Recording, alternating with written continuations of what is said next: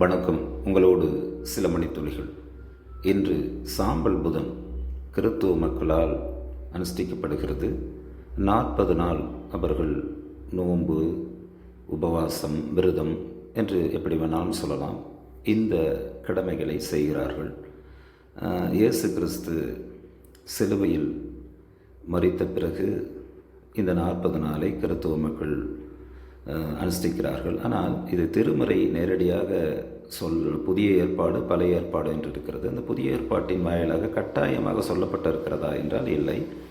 ஆனால் பழைய ஏற்பாட்டில் இதற்கான சான்றுகள் இருக்கிறது. துக்கத்தின் குறியீடாக, ஒரு துயரத்தின் அடையாளமாக இதை சொல்லப்பட்டிருக்கிறது. குறிப்பாக யோபு என்று ஒரு புத்தகம் இருக்கிறது. யோபு என்று ஒரு பக்திமான். அவன் 42:6 என்று கருதுகிறேன், 42வது வசனம் யோபு எழுதின அந்த புத்தகத்தில். அதில் அவர் அந்த ரெட்டுடுத்தி அந்த சாம்பலில் அமர்ந்திருப்பார். இது துக்கத்தின் குறியீடு. என யோபு போல ஒருவர் துயரத்தை அடைந்தவர்கள் இல்லவே இல்லை. அதாவது கேலண்டர் கூட வேண்டாம் என்று வெறுத்தவர், என் பிறந்த நாள் இருக்கவே கூடாது என்று சொன்னவர் யோபு அவர்கள்தான்.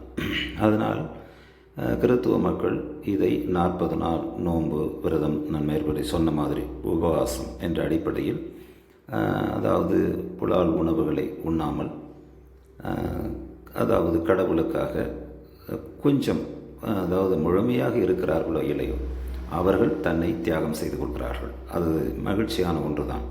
ஏனென்றால் அந்த புலால் உணவை சாப்பிடாமல் இருக்கிற போது அதற்குரிய தொகை இருக்கிறதல்லவா, அந்த காசை ஏழை எளியோருக்கு தருவது, ஆலயங்களுக்கு தருவது, இம்மாதிரியான நற்பணிகளை கிறித்துவ மக்கள் செய்து வருகிறார்கள். எப்படி இருந்தாலும் இது மகிழ்ச்சிக்குரிய ஒன்று.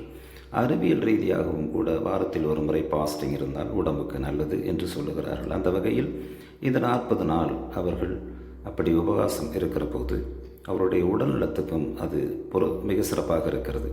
இப்பொழுது இந்து சமயத்தில் நாம் பார்த்திருப்போம், ஐயப்ப பக்தர்கள் 30 நாள் அல்லது 48 நாள் விரதம் இருந்து செல்வார்கள். அதுவும் உடல்நலத்துக்கு நல்லது தான் இல்லையா? சமூக நல்லிணக்கம் கொண்ட நமது நாடு, அந்த அடிப்படையை நான் குறிப்பிடுகிறேன். அதே மாதிரி இஸ்லாமிய மக்களும் 30 நாள் நோன்பு கொண்டாடுவார்கள். அவர்களும் அப்படி தான் செய்வார்கள். இப்படி ஒவ்வொரு மதங்களையும் இப்படிப்பட்ட நம்பிக்கைகள் இருக்கத்தானே செய்கிறது. நம்பிக்கை என்பது உயர்ந்தது, அதில் எந்த மாற்றம் இல்லை. இதில் அறிவியல் கண்கொண்டு பார்க்கக்கூடாது. ஆனால் உடல் நலத்துக்கு இது மாதிரி பாஸ்டிங் இருப்பது நல்லது. அதிகமாக இருப்பது தான் உடல் நலத்துக்கு கேடை விளைவித்துவிடும். ஆனால் இந்த 40 நாளும் அவர்கள் நற்பணிகளை நிறைய செய்கிறார்கள். கிறித்துவ மக்கள் நல்ல பணிகளை செய்கிறார்கள். ஆலயம் அவர்களுடைய சர்ச்சை சிறப்பும், அதன் மூலமாக இதையெல்லாம் பணம் சேர்த்து ஏழை எளியோருக்கு, மற்றவர்களுக்கு உதவுகிற இந்த ஒரு நல்ல பாடுகள் மாதம் என்று சொல்வார்கள், பாடுகள் நாள் என்று சொல்லுவார்கள்.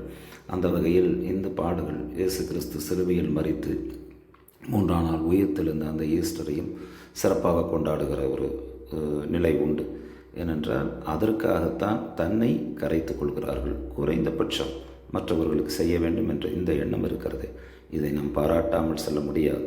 ஆனால் இன்று சாம்பல் புதன் தொடங்கி இருக்கிறது. இன்றெல்லாம் முழு நாளும் காலையிலிருந்து மாலை வரையிலும் சாப்பிடாமல் இருந்து மாலை ஆலய வழிபாட்டுக்கு சென்று உலக மக்களுக்காகவும் சமாதானத்துக்காகவும் பிரார்த்தனை செய்து கொள்வார்கள். எனவே மிகுந்த மகிழ்ச்சியும் கூட. மகிழ்ச்சி என்று நான் ஏன் சொல்கிறேன் என்றால், இந்த மாதிரி துயரத்துக்கு மகிழ்ச்சி தெரிவிப்பதா என்றால் அப்படி அல்ல. இறைவன் உயிர் மாய்த்து மீண்டும் உயிர்த்தெழுந்த நம்பிக்கை இருக்கிறதல்ல, அந்த நம்பிக்கைக்கு மகிழ்ச்சி தெரிவிக்க வேண்டும். குட் ஃப்ரைடே என்று சொல்லுவார்கள், அது புனித வெள்ளி. ஆனால் இயேசு கிறிஸ்து சிலுவையில் அறைந்த நாள், அதை புனித வெள்ளி, குட் ஃப்ரைடே என்று தான் சொல்லப்படுகிறது. காரணம், அதனால் தான் உலகுக்கு விடிவு வந்ததாக நம்புகிறார்கள் அல்லவா. அந்த நம்பிக்கை மிக உயரமானது, மிகவும் உயர்வானது. அந்த அடிப்படையில் இன்று சாம்பல் புதன் தொடங்கி இருக்கிறது. கிறித்துவ மக்கள் மற்றவர்களுக்கு உதவுகிற வகையில் இந்த நாளை தொடங்கி இருக்கிற போது நமக்கெல்லாம் மற்றற்ற மகிழ்ச்சி. ஒவ்வொருவரும் இதை பின்பற்ற வேண்டும்.